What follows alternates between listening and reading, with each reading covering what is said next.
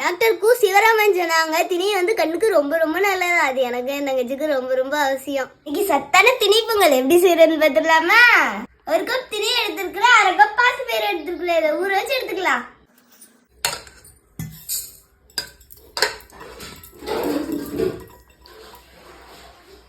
Thank you. நல்லா கழுவிட்டு அப்புறமா தான் ஊற வைக்கணும்.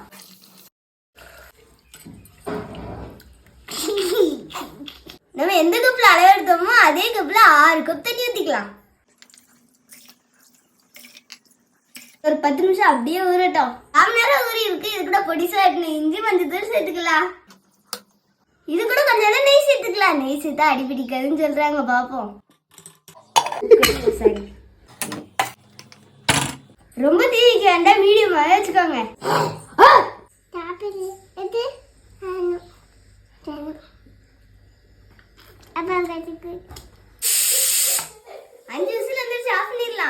குக்கர் விசில் நல்லா இறங்கிருச்சு. ஓபன் பண்ணி பார்க்கலாம்.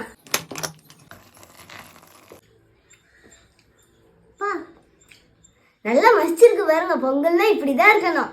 அப்பா அது கருவேப்பிலை, ஜீரகம். நீ உடனே ஹீட் ஆயிடுறதுனால முதல்ல வச்சுக்கிறேன். முந்திரி போட்டுக்கலாம். மிளகு, சீரகம், கருவேப்பிலை போட்டுக்கலாம். அப்படிலாம் அந்த சூட்டோட சுடா பெருங்காயத்தூள் போட்டுக்கலாம். நல்லா வறுபட்டுருச்சு, கருகவும் இல்லை. இதை இப்போ பொங்கல் கூட சேர்த்துக்கலாம்.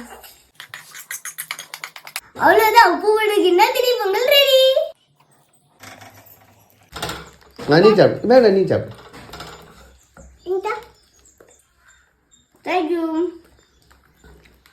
சூப்பரா திணை பொங்கல் ரெடி ஆயிடுச்சு. சாப்பிட்டு வைத்துலாமா? எப்படி இருக்கு?